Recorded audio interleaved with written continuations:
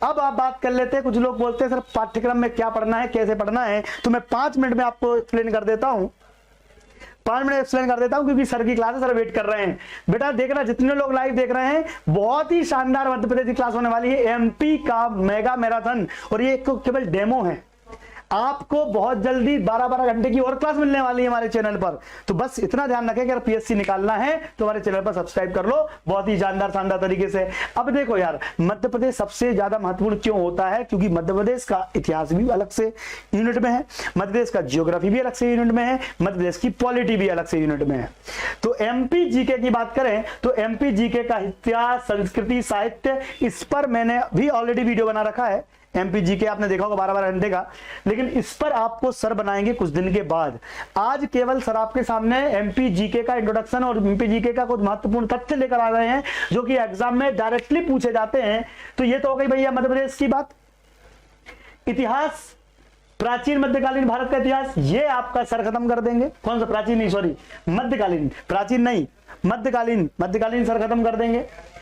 फिर मध्य प्रदेश का भूगोल, यानी कि अगर हम बात करें, पहले थोड़ा सा जो बच्चा पहली बार इस वीडियो को देख रहा है उसको सिलेबस के बारे में जानकारी थोड़ी सी देनी पड़ेगी, ठीक है। क्या क्या पूछा जाता है ये समझ लें आप जरा, क्या क्या पूछा जाता है ये समझ लें आप जरा।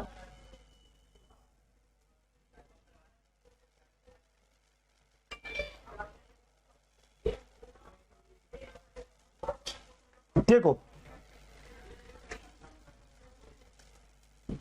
बता देता हूं, जो बच्चे पहली बार हैं, और बस अभी सर की क्लास चालू होने वाली है, ठीक है, सर की क्लास चालू होने वाली है, वो ज्यादा इंपॉर्टेंट रहेगी आपके लिए। लेकिन जो बच्चा पहली बार है उनको सिलेबस समझा दिया जाए, ध्यान से समझिएगा, और मेंस का सिलेबस मैं आपको बाद में बताऊंगा।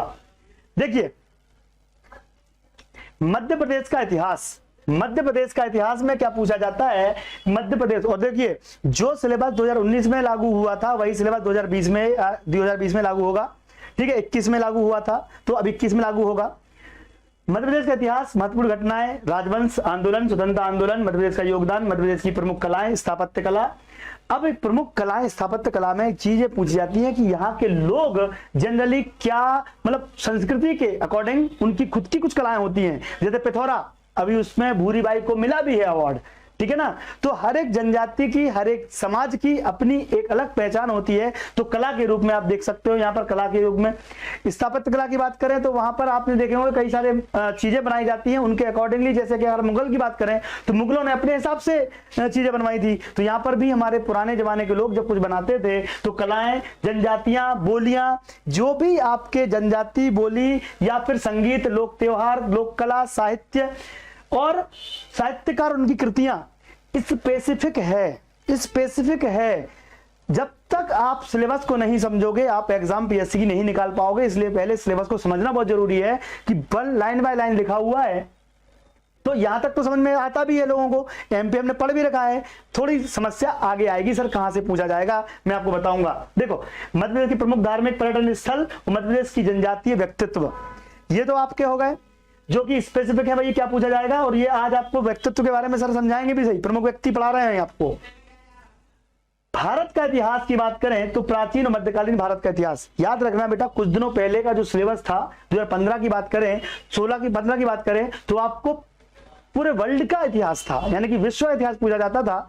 बाहर की क्रांति पूछी जाती थी, भारत के बाहर क्या क्या हुआ पूछा जाता था। लेकिन अब स्पेसिफिक केवल भारत का इतिहास ही पढ़ना है, विश्व का इतिहास खत्म कर दिया गया है। ये बदलाव है आपके लिए।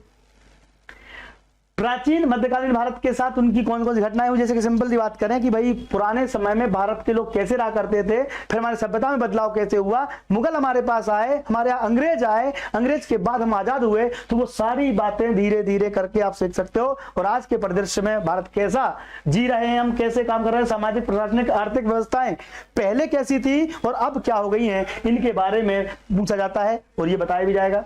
19वीं एवं 20वीं शताब्दी में सामाजिक आर्थिक सुधार आंदोलन, देखो धार्मिक और सामाजिक आंदोलन बहुत हुए हैं।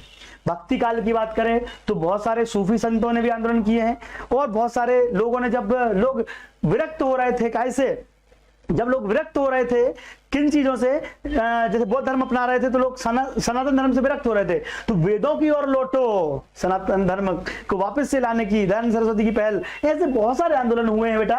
तो वो 19वीं और 20वीं शताब्दी में जो खासकर आंदोलन हुए हैं उन पर पूछा जाता है। स्वतंत्रता संघर्ष और भारतीय राष्ट्रीय आंदोलन। देखो यार, हम आजादी ऐसे तो नहीं मिल गई बेटा, देखो थोड़ी देर और है, बहुत जल्दी आपको मैराथन क्लास चालू करने वाले हैं हम।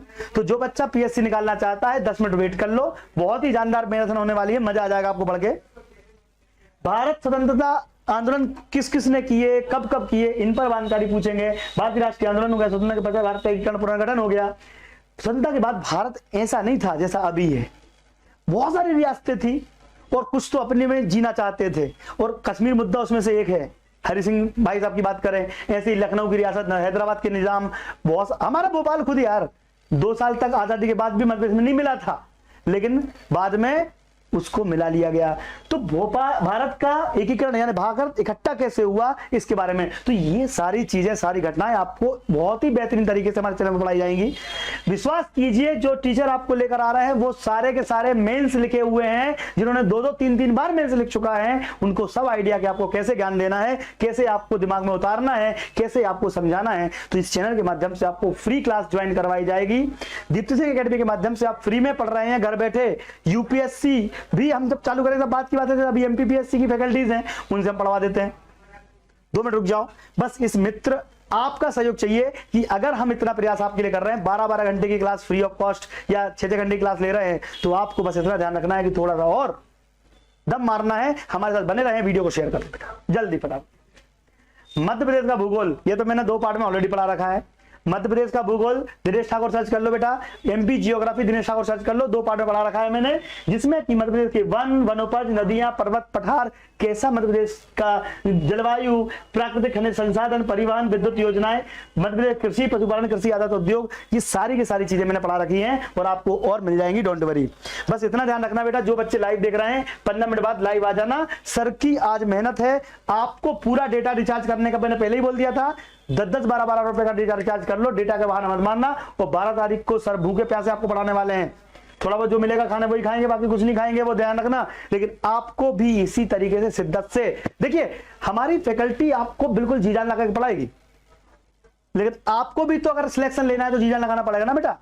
तो बस ध्यान रखना कि हमारी कुछ क्लासेस को ज्वाइन कर लो। 2022 तारीख का जो अप्रैल का सेशन है, वो ये मान के लो कि इस बार 22 को पेपर है ना अपना, वो आप 24 को पेपर है ना अपना, उस तक हम आपको 2 बार रिवीजन भी करवा देंगे और बेहतरीन से बेहतरीन टेस्ट सीरीज भी यहां पर लेकर आएंगे एक्सपर्ट फैकल्टी के द्वारा। तो एमपीपीएससी की बेहतरीन टेस्ट सीरीज यहां पर लेकर आने वाले हैं।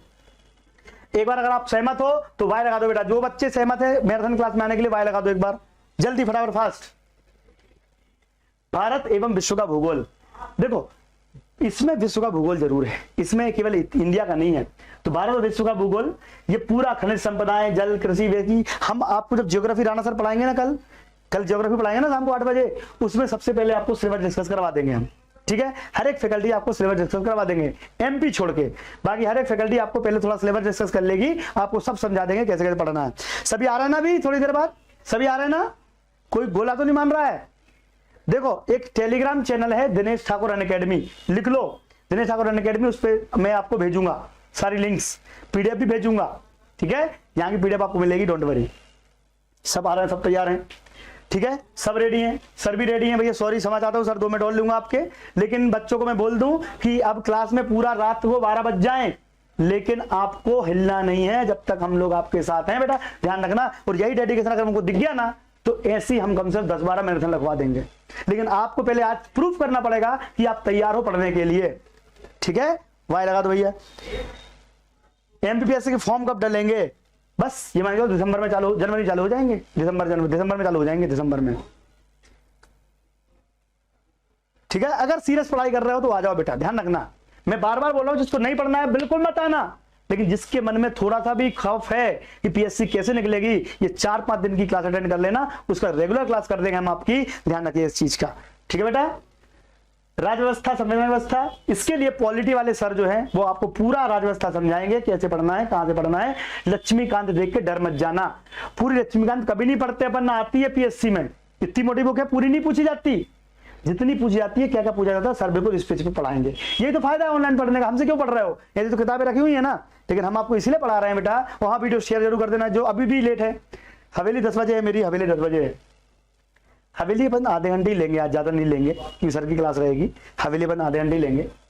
भारत का संविधान, शासन प्रणाली एवं अर्थव्यवस्था, भारतीय शासन अधिनियम 1919, 1935, ये सारी चीजें। अच्छा, विज्ञान पर्यावरण ध्यान रखना, बधाई हो, कांग्रेचुलेशन आप सभी के लिए। विज्ञान के लिए हमारे पास स्पेसिफिक फैकल्टी है जो आपको साइंस पढ़ाएगी, विज्ञान पढ़ाएगी, और उसके लिए बहुत ही जानदार तरीके से उन्होंने खुद 3 बार मेंस लिख रखा है, वो आपको पढ़ाएंगे। हम स्पेशली फैकल्टी लेकर आ रहे हैं, ठीक है। इसके बाद आप बात करें समसामयिक की घटनाएं, चलो इस पर हम जिक्र बाद में करेंगे। जो करंट अफेयर्स है वो पूछा जाता है, बट कम मात्रा में आता है प्री में। मेंस में बेटे ज्यादा बेटा ध्यान रखना इसका। महत्वपूर्ण व्यक्ति घटनाएं, सूचना प्रौद्योगिकी, सूचना प्रौद्योगिकी, इलेक्ट्रॉनिक की, ये पोर्शन मैं पढ़ाऊंगा आपको। सूचना प्रौद्योगिकी मैं पढ़ाऊंगा आपको, ठीक है। सूचना प्रौद्योगिकी मैं पढ़ाऊंगा आपको, और एक ही दिन में सब खत्म, एक ही दिन में सब खत्म। 2 घंटे, 3 घंटे, 4 घंटे, 5 घंटे, 6 घंटे लगे, कोई दिक्कत नहीं, सब खत्म। मेरा कि 1, 2, 3, 4, 5 घंटे लगेंगे, पढ़ा दूंगा मैं। राष्ट्रीय प्रादेशिक संवैधानिक संस्थाएं, इन्हें बोलते हैं आयोग। इसके लिए सर आप पढ़ाने वाले आयोग क्या?